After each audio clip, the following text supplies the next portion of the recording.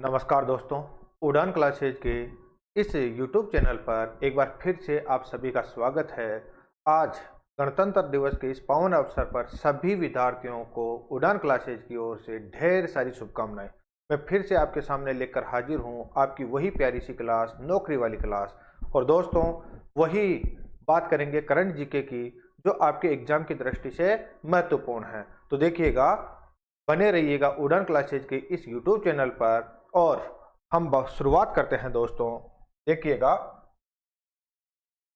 देखिए, आज आपका जो पहला क्वेश्चन है वो है बीएसएफ से संबंधित, यानी कि देखिएगा, बीएसएफ द्वारा ऑपरेशन सर्द हवा किस राज्य में शुरू किया गया है। आपको पता है दोस्तों, हाल ही में जो 26 जनवरी है, उस अवसर से एक दो दिन पहले यानी कि 22 जनवरी से ये 29 जनवरी तक, कब तक, 22 जनवरी से कब तक चलेगा, 29 जनवरी तक। कौन सा? सर्द हवा ऑपरेशन। और ये किसके द्वारा चलाया जा रहा है? बीएसएफ के द्वारा चलाया जा रहा है। और ये हाल ही में किस राज्य में चलाया जा रहा है, तो वो हम चर्चा करें। तो देखो, आपको पता है ये राजस्थान में, किस में चलाया जा रहा है दोस्तों? राजस्थान में। और ये क्यों चलाया जा रहा है? तो आपको पता है, जब भी गणतंत्र दिवस का मौका होता है तो आपको पता है, जो तस्कर है या विभिन्न जो घुसपैठिए हैं, वो भारत के सीमा में घुस जाते हैं और उस पर चौकसी रखने के लिए सेना के द्वारा क्या चलाया जा रहा है? सर्द हवा ऑपरेशन चलाया जा रहा है। यानी कि कोहरे और धुंध में इस समय गणतंत्र दिवस के अवसर पर घुसपैठिए हो सकता है भारत की सीमा में घुस जाए, और इसी के लिए याद रखना है, राजस्थान के किस में? जैसलमेर में। जैसलमेर में क्या चलाया जा रहा है? ऑपरेशन सर्द हवा। ये याद रखना है। अब थोड़ा हम चर्चा करें बीएसएफ की। तो देखिएगा, बीएसएफ यानी कि बॉर्डर सिक्योरिटी फोर्सेज,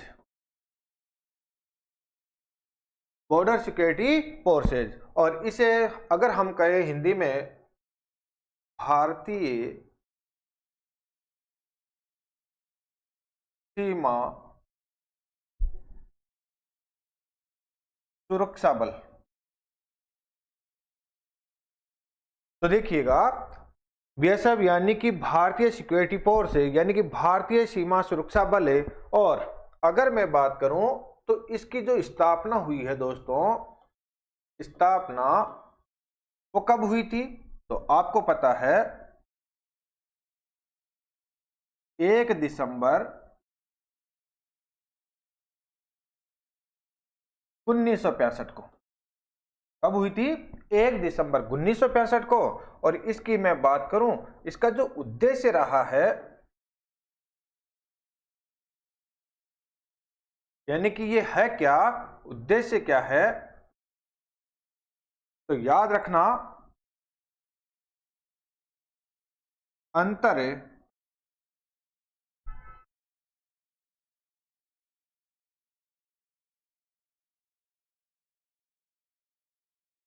अंतर राष्ट्रीय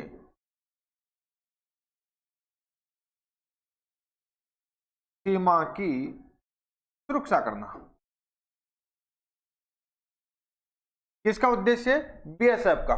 तो जो बीएसएफ है उसकी स्थापना 1965 को की गई, और इसका जो उद्देश्य था वो भारतीय जो सीमा है, जो अंतर्राष्ट्रीय सीमा है, उस पर क्या करना? सुरक्षा करना, ताकि भारत को बाह्य खतरों से क्या किया जा सके? बचाया जा सके।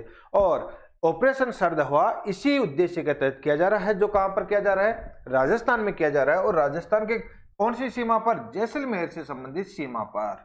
यह आपको पता है। चलिए, ये तो हो गया बीएसएफ के बारे में बात। अब थोड़ा हम दूसरी चीजों के बारे में अगर बात करें तो देखिएगा, राज्यों के बारे में थोड़ी आपको जानकारी रखनी है भाई। तो देखिएगा, जो कर्नाटक है, कर्नाटक की अगर मैं राजधानी की बात करूं तो देखो भाई, इसकी राजधानी है कौन सी? बेंगलोर। कौन सी है? बेंगलोर। ये भी आपको पता है।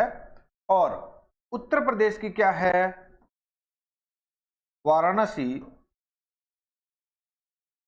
और राजस्थान की क्या है? जयपुर। और गुजरात की क्या है? गांधीनगर। गांधीनगर, ये भी आपको पता है। तो याद रखना है। इसके साथ के साथ आपको स्टैटिक जीके से भी संबंधित क्वेश्चन पूछे जाते हैं, वो भी आपका मजबूत रखने के लिए सामान्य जानकारी रखनी है। तो कर्नाटक की राजधानी क्या है? बेंगलोर है। और उत्तर प्रदेश की वाराणसी, और राजस्थान की जयपुर, और गुजरात की क्या है? गांधीनगर है। उसी प्रकार से थोड़ा आपको इधर भी देख लेना होगा। देखिएगा, अगर इनके मुख्यमंत्री की बात की जाए तो इनके मुख्यमंत्री है कर्नाटक के कौन है? तो आपको पता है सिद्धारमैया। कौन है दोस्तों इसके मुख्यमंत्री? सिद्धारमैया है, ये भी आपको पता है। और उत्तर प्रदेश के कौन हैं? योगी योगी आदित्यनाथ। और राजस्थान के कौन हैं? भजन लाल शर्मा जी। और गुजरात के कौन हैं? भूपेंद्र भूपेंद्र भाई पटेल।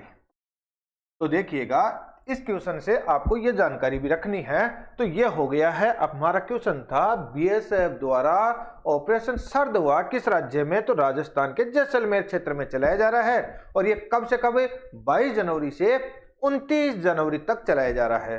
क्लियर है? और हमने बात किया बीएसएफ की स्थापना हुई 1 दिसंबर 1965 को, और इसी से संबंधित राजधानियों से संबंधित रही है। तो कर्नाटक की कौन है? बेंगलोर है। उत्तर प्रदेश की वाराणसी, राजस्थान की जयपुर, और गुजरात के गांधीनगर। उसी प्रकार से मुख्यमंत्री कर्नाटक के सिद्धारमैया है, और उत्तर प्रदेश के योगी आदित्यनाथ है, और राजस्थान के भजनलाल, और भूपेंद्र यादव कहां के हैं? गुजरात के हैं। चलिए बढ़ते हैं दोस्तों आगे।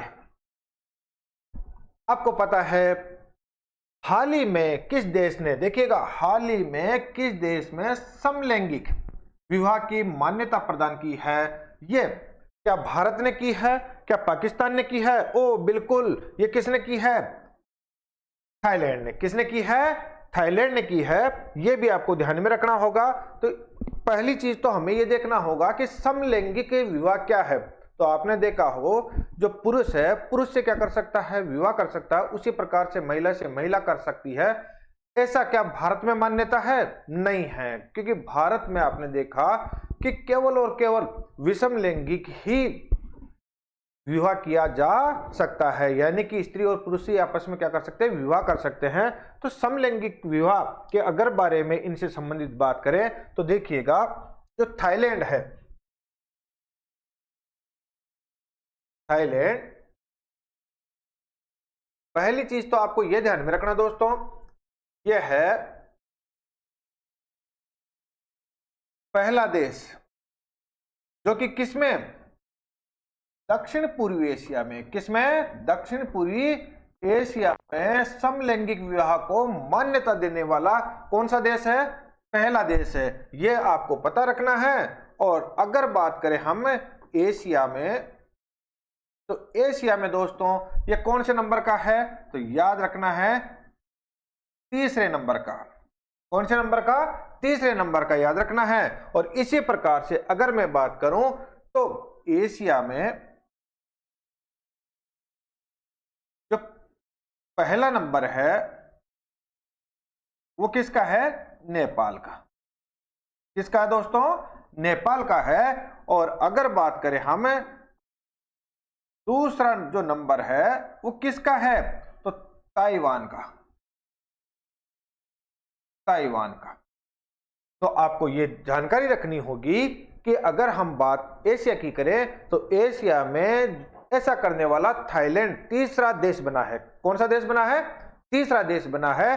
और अगर दक्षिण पूर्वी एशिया की बात की जाए तो कौन सा पहला देश? आपको ये दिख रहा होगा मैप है। अगर हम बात करें तो ये देखिएगा आपका भारत है और भारत के पास बांग्लादेश, म्यांमार और म्यांमार के पास में ही आपने ये देखा कौन है?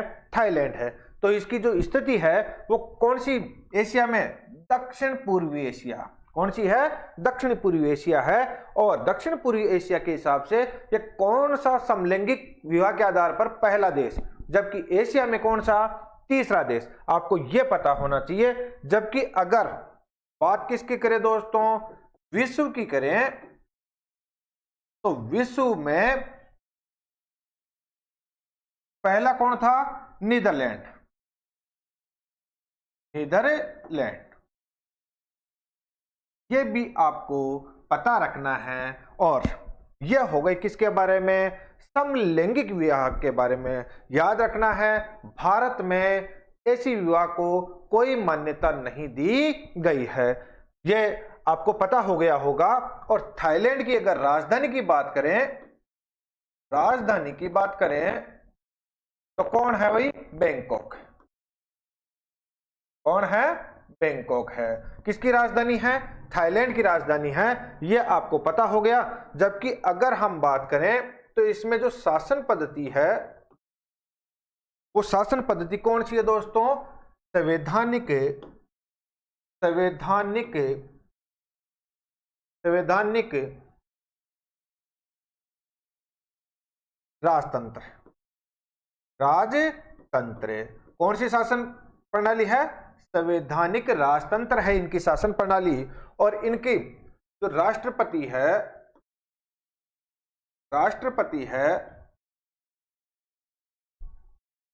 यानी कि राष्ट्रपति का तात्पर्य भारत में राष्ट्रपति, तो यहां पर क्या होगा? राजा।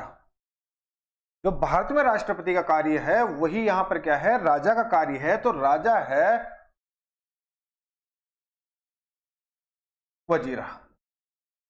कौन है? वजीरा है। किनके? थाईलैंड के राष्ट्रपति। यह आपको पता होना चाहिए। तो देखिएगा इसकी जो शासन प्रणाली है वो कौन सी है? संवैधानिक राजतंत्र है। यानी कि यहाँ का जो भारत में जिस प्रकार से राष्ट्रपति होता है उसी प्रकार से वहां पर राष्ट्रपति की जगह कौन होता है? राष्ट्रपति की जगह राजा होता है। उसका चुनाव वंशानुगत होता है। यह भी आपको पता रखना है। तो यह हो गई है किसके बारे में बात? थाईलैंड के बारे में बात। तो देखिएगा ये हमने बात कर ली दोस्तों समलैंगिक के बारे में, जो कि कैसा विवाह है? समानता के आधार पर, यानी कि पुरुष से पुरुष कर सकता है, महिला से महिला कर सकती है। इस आधार पर क्या किया जा सकता है? और खास तौर से आपको पता है तो ये उन लोगों के लिए अक्सर ये काम में आता है जो कि आपने देखा होगा एक तीसरी जो कैटेगरी है उनमें ये लगातार बहस चलती रहती है कि हमें ये अधिकार मिलना चाहिए। तो देखिएगा आशा है इस पर आपको समझ में आया होगा। अब चलते हैं हम दोस्तों अगले क्वेश्चन की ओर। देखिएगा 3 नए कानून, 3 नए कानून की पालना के लिए किस राज्य को मॉडल स्टेट के रूप में चुना गया है? तो देखिएगा हाल ही में आपको पता है कि जो 3 नए कानून बने थे, कौन से बने थे पहले इस पर चर्चा कर लेते हैं। तो 3 नए कानून हैं। एक तो कौन सा है भाई? भारतीय न्याय संहिता। कौन सा है? भारतीय न्याय संहिता। और अगर दूसरे की बात कर ले, भारतीय नागरिक सुरक्षा। और तीसरा है भारतीय साक्ष्य संहिता। तो ये तीन जो नए कानून हैं, यानी कि आपने देखा जो ब्रिटिश कालीन जो कानूनी प्रक्रिया थी उसको परिवर्तित करके उसका नया निर्माण किया गया है और जिसको नया नाम दिया गया है भारतीय न्यायिक संहिता, और इसी प्रकार से भारतीय नागरिक सुरक्षा और इसी प्रकार से भारतीय साक्ष्य संहिता। आपको यह भी पता है कि इसकी जो ये जो लागू हुए हैं, इनको जो लागू किया गया है 1 जुलाई 2024 से। कब से? 1 जुलाई 2024 से। थोड़ा अगर मैं इनके संसद के बारे में प्रकाश डालूं तो आपको यह भी याद रखना है, पिछले जब ये कानून लागू किए गए थे इन पर मात्र कितने घंटे चर्चा की गई थी? 5 घंटे चर्चा की गई थी, जबकि ये बहुत ही महत्वपूर्ण कानून है और पूरी तरह से भारत में जो कानूनी प्रक्रियाएं हैं उनका केंद्र बिंदु ये तीन ही तो कानून हैं और मात्र 5 घंटे चर्चा करना। और उसमें भी आपने देखा होगा कि लगभग विपक्ष के 140 सदस्यों को क्या कर दिया गया था? प्रतिबंधित कर दिया गया था। तो यह भी आपको याद रखना होगा। तो देखिएगा, हाल ही में जो 3 नए कानूनों की जो पालना के लिए किस राज्य को मॉडल स्टेट के रूप में चुना जा रहा है? तो याद रखना, राजस्थान को चुना जा रहा है। किसको चुना जा रहा है? राजस्थान को चुना जा रहा है। किनके लिए? इन तीनों कानूनों के लिए जो कब से लागू हैं? 1 जुलाई 2024 से लागू हैं। यह भी आपको पता है। जबकि हम बात करें इससे संबंधित, तो आपको पता है हरियाणा की जो राजधानी है वो कौन सी है दोस्तों? चंडीगढ़ है। कौन सी है? चंडीगढ़ है। और राजस्थान की अभी आपको पहले ही बताया गया है। और मध्य प्रदेश की कौन सी है? भोपाल। कौन सी है? भोपाल। गुजरात की पिछले ही क्वेश्चन पर चर्चा की गई है तो बार बार ना करें। हरियाणा की कौन सी है? चंडीगढ़ है, जो एक केंद्र शासित प्रदेश भी है, आपको यह भी पता है। और मध्य प्रदेश की कौन है? भोपाल है। अगर मैं इनके मुख्यमंत्री की बात करूं तो मध्य प्रदेश का कौन है? मोहन यादव। कौन है? मोहन यादव। और अगर मैं हरियाणा के मुख्यमंत्री बात करूं तो नायब सिंह सैनी।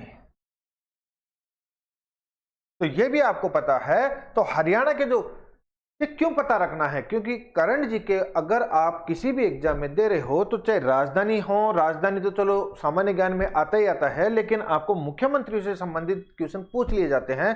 तो हम साथ के साथ जिस राज्यों की चर्चा करेंगे कभी भी, तो बार बार इनके मुख्यमंत्री, राज्यपालों या इनके क्षेत्रफलों आदि के बारे में भी हम दोस्तों चर्चा करेंगे, क्योंकि हमारा उद्देश्य केवल करण जी के तक ही सीमित नहीं है, उस को वहां तक बढ़ाना है ताकि आपका हर स्टैटिक जीके भी क्या हो? मुंह जबानी याद रहे, ताकि आपको असफलता ना देखनी पड़े। तो देखिएगा, याद रखिएगा, मध्य प्रदेश के कौन है मुख्यमंत्री? मोहन यादव है। और हरियाणा के कौन है दोस्तों? नायब सिंह सैनी है। यह हो गई है बात किससे संबंधित। और राजस्थान की हमने चर्चा पहले ही कर ली थी। तो 3 नए कानूनों की पालना के लिए किसको चुना गया है मॉडल के रूप में?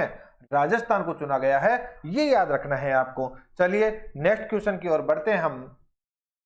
देखो, इसमें यही वो तीनों कानून से संबंधित ये भी देख लीजिएगा कि लागू कब हुई थी। ये 1 जुलाई 2024 से नए कानूनों में महिला सुरक्षा संबंधी प्रावधान किए गए हैं। और वो महिला के साथ क्या? शादी, रोजगार, पदोन्नति, झूठा वादा या पहचान छिपाकर संभोग करने पर 10 साल तक का क्या हो सकता है? कैद या जुर्माना का प्रावधान है। ये भी आपको पता होना चाहिए। यानी कि इस कानूनों में महिलाओं पर विशेष जोर दिया गया है, उनकी सुरक्षाओं से संबंधित जोर दिया गया है। अगर कोई पहचान छुपाकर शादी करता है या संभोग करता है तो याद रखना, अगर उसकी शादी हुई है फिर भी पहचान छुपा रखा है कि मैंने शादी पहले की हुई है, नहीं बताकर वो शादी कर लेता है, तो उसे जुर्माना या 10 साल की क्या हो सकती है?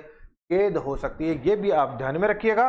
तो इस प्रकार से, और जबकि तुरंत पुलिस सहायता के लिए किस पर कॉल की जा सकती है? 112 डायल किया जा सकता है। चलिएगा, ये दिल्ली पुलिस से संबंधित है।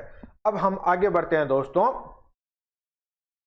विधि मंत्रालय ने नोटिफिकेशन जारी कर राजस्थान हाई कोर्ट, किसमें? राजस्थान हाई कोर्ट में 3 नए जजों की क्या की गई है, हाल ही में नियुक्ति की गई है। किसमें? राजस्थान हाई कोर्ट में की गई है। और राजस्थान हाई कोर्ट में नियुक्त जजों की संख्या कितनी हो गई है, यानी कि नियुक्ति के बाद कितनी हो गई है, क्वेश्चन पर याद रखना है, मुख्य न्यायाधीश सहित। किस सहित? मुख्य न्यायाधीश सहित। तो आपको पता है हाल ही में राजस्थान में 3 न्यायाधीशों की क्या की गई है, नियुक्ति की गई है। और अगर उसकी नियुक्ति करने के बाद राजस्थान में कितने ऐसे पद भर दिए गए हैं, तो याद रखना है आपको, इन पदों की संख्या हो गई है 34। यानी कि मुख्य न्यायाधीश सहित भरे हुए पद कितने हो गए हैं? 34। चलिए इनके बारे में हम थोड़ी चर्चा विस्तार से कर लेते हैं। आपको पता है कि जो राजस्थान का हाई कोर्ट है, वो इसकी अगर बात दोस्तों स्थापना की करें,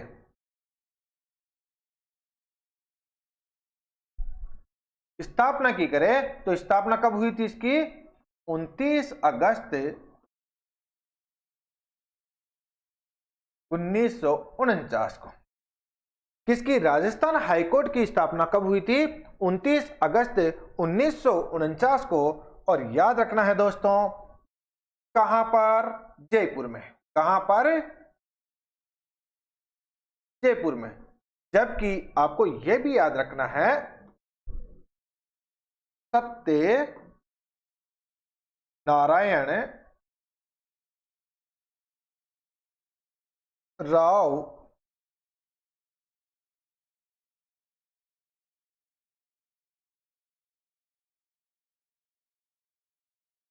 सत्यनारायण राव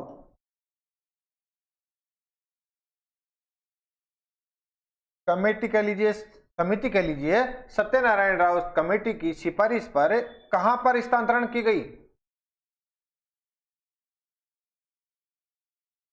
कहां पर? जोधपुर। तो पहले तो जब स्थापना हुई थी तब कहां पर थी दोस्तों? जयपुर में थी। लेकिन सत्यनारायण राव कमेटी ने सिफारिश करके इसको कहां पर स्थानांतरण करवा दिया? जब एकीकरण के बाद कहां पर स्थानांतरण? जोधपुर स्थानांतरण करवा दिया। आपको यह भी ध्यान में रखना होगा कि जो खंडपीठ है, खंडपीठ है वो कहां पर है? जयपुर में है। यानी कि और कब?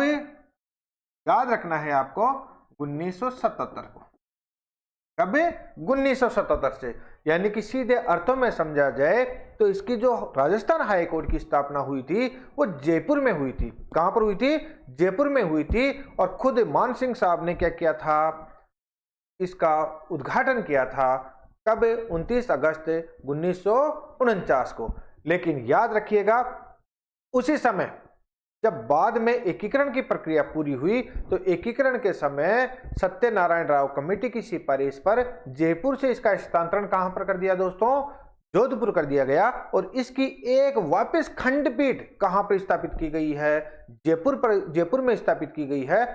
और कब? 1977 को। यह बात आपको पता होनी चाहिए। और अगर मैं बात कर लूं तो इसके जो प्रथम न्यायाधीश है, प्रथम न्यायाधीश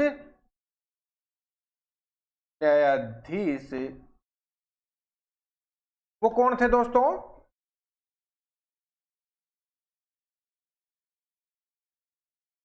कमलकांत वर्मा। कौन थे? कमलकांत। किसके? राजस्थान के जो प्रथम न्यायाधीश है वो कौन है? कमलकांत वर्मा है। यह भी आपको पता होना चाहिए। जबकि अगर मैं बात करूं वर्तमान,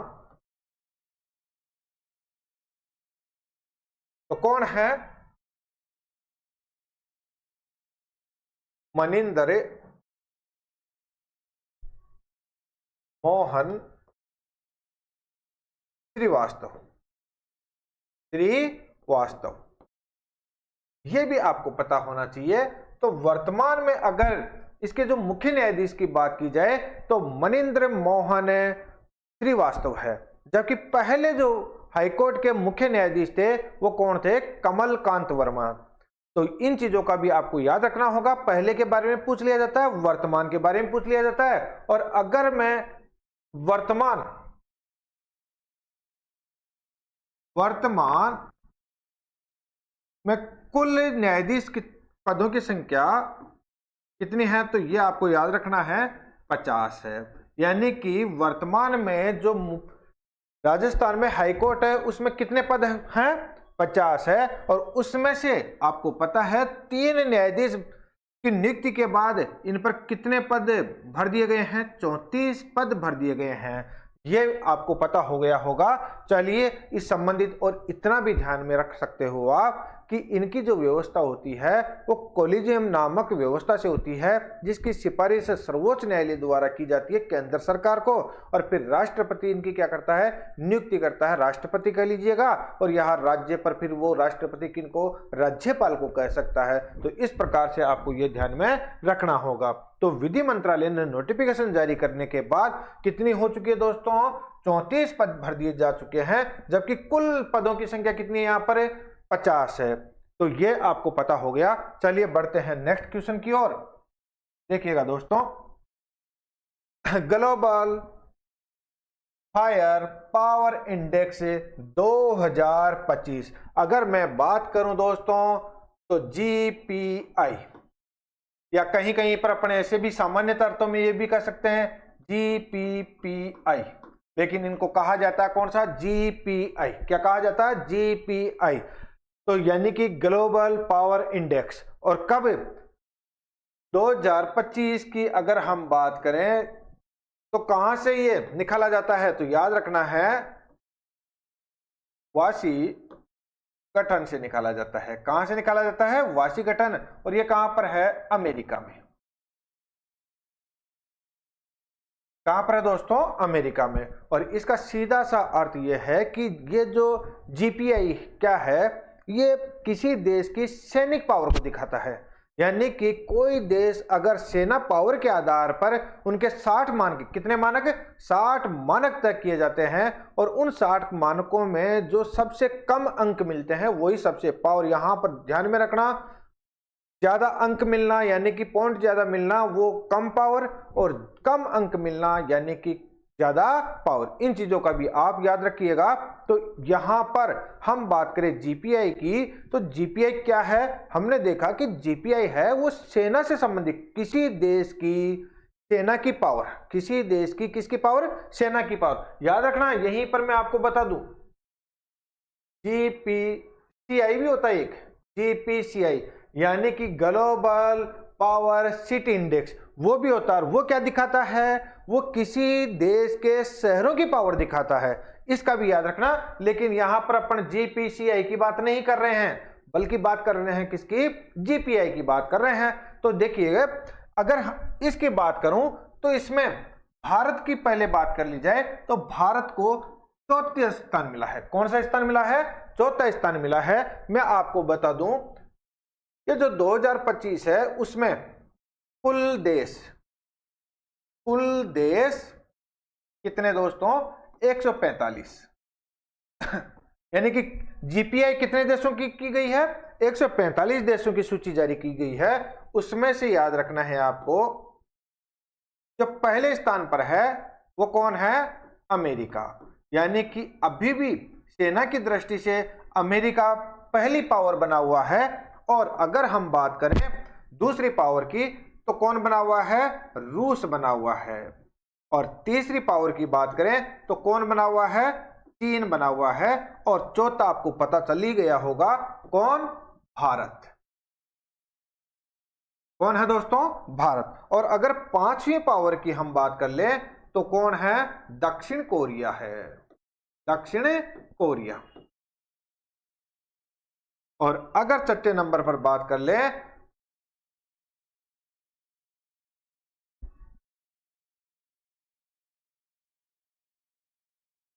तो देखिएगा ब्रिटेन है। और अगर आपको जानने की इच्छा हो कि पाकिस्तान का जो नंबर कितना है सर, तो पाकिस्तान है, पाकिस्तान 12वां स्थान। कौन सा स्थान है, 12वां। जबकि अगर आपको जानने की इच्छा हो रही है कि सर लास्ट स्थान 145वां स्थान कौन किस देश को मिला है, तो याद रखना किस देश को, भूटान को। किसको, भूटान को। क्योंकि आपको पता है दोस्तों 1949 में भूटान के साथ क्या हुआ है, एक सैनिक समझौता भारत के साथ हुआ है, और वो क्या नहीं रखता, सैनिक वगैरह नहीं रखता, तो उसकी पावर लास्ट है कितनी, 145। आपको यह भी पता है कि जो डोकलाम विवाद हुआ था, कौन सा विवाद, डोकलाम विवाद, वो भी इन्हीं से संबंधित, जो भारत और चाइना से संबंधित रहा है, वो किस देश से, भूटान से संबंधित रहा है, ये भी आपको पता रखना है। तो देखिएगा जो जीपीआई इंडेक्स है उसमें भारत की स्थिति कौन सी है, चौथी है। अब आपके मन में एक क्वेश्चन जरूर आ रहा होगा कि सर हमें यह बता दीजिएगा कि पिछली बार से कोई सुधार हुआ है क्या, या आप अखबारों में या न्यूज़ों में ऐसा पढ़ सकते हो इस इंडेक्स के बारे में कि भारत की पावर उभरी है। अगर मैं बात कर लूं तो याद रखना है आपको कि इसमें कोई परिवर्तन नहीं हुआ है। और अगर परिवर्तन की बात करें, बेटा 2 मिनट बैठ जा फिर आराम से, है ना। तो देखिएगा अगर फिर बात करें हमें, तो 2023 में भी यही रैंक मिली थी, तो 2024 में भी यही, तो कोई परिवर्तन नहीं हुआ है। यह आपको ध्यान में रखना होगा।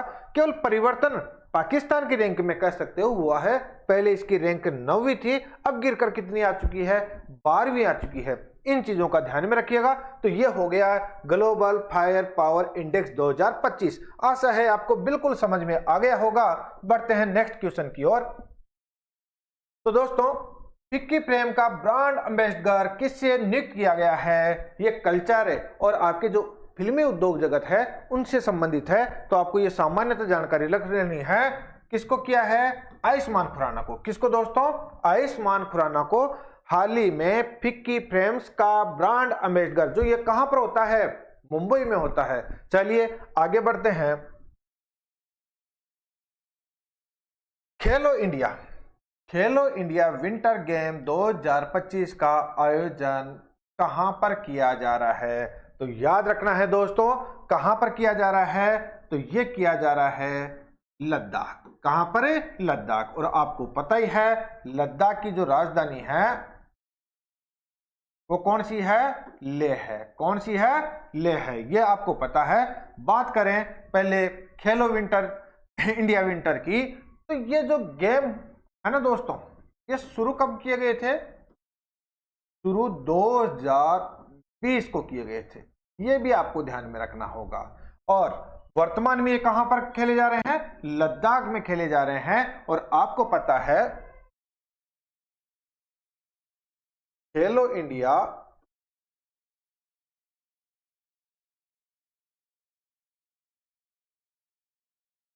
विंटर गेम है वो कब से शुरू हो रहे हैं दोस्तों, 23 जनवरी से 27 जनवरी तक। ये पहला फेज है, जबकि इसका जो दूसरा फेज है वो याद रखना है 22 फरवरी, 22 फरवरी से कब तक है, 25 फरवरी। इन चीजों को भी आपको क्या रखना है दोस्तों, ध्यान में रखना होगा कि जो खेलो इंडिया विंटर है वो 23 जनवरी से 27 जनवरी तक, जबकि 22 सेकेंड फेज कब होगा, 22 फरवरी से 25 फरवरी तक होगा। और आपको पता है ये किस में हो रहा है, एनडीएस स्टेडियम में। इस चीज को भी आपको क्या रखना है, ध्यान में रखना होगा। और अगर मैं बात करूं तो यह हो गया किससे संबंधित, खेलो इंडिया विंटर से संबंधित। जबकि इसका जो पहला गेम है, पहला खेल वो रखा गया है आइस हॉकी। कौन सा, आइस हॉकी। आपको पता है, मुझे कमेंट बॉक्स में जरूर बताइएगा भारत का जो खेल है वो कौन सा है, ये जरूर बताइएगा आप। तो खेलो इंडिया विंटर गेम्स जिसका उद्घाटन खुद नरेंद्र मोदी जी ने किया है। चलिए ये तो हो गया है, इससे संबंधित है। और अगर हम बात करें तो देखिएगा हिमाचल प्रदेश के जो मुख्यमंत्री है सुखविंदर सिंह है। और अगर उत्तराखंड की बात करें तो पुष्कर धामी। ये इनके मुख्यमंत्री की बात हो गई। जबकि आपको पता है हिमाचल की जो राजधानी है वो कौन सी है? शिमला है। और अगर बात करें उत्तराखंड की राजधानी तो वो कौन सी है? आपको पता है देहरादून है। चलिए दोस्तों, आपको आशा है ये चीजें समझ में आ गई होगी। तो खेलो इंडिया विंटर गेम्स कब हुआ है, कहां पर हो रहा है? लद्दाख में हो रहा है। और इसका दूसरा फेज कहां पर होगा? जम्मू कश्मीर में होगा। और दोनों ही आपको पता है क्या है? केंद्र शासित प्रदेश है। ये आपको पता हो गया है। चलिएगा, आशा है आज की क्लास में जितने भी हमने जो महत्वपूर्ण टॉपिक लिए हैं उससे संबंधित आपको ये क्लास जरूर पसंद आई होगी। और आशा है आप इसे बार बार देखकर याद करेंगे। जब तक के लिए धन्यवाद। मिलते हैं फिर अगले दिन।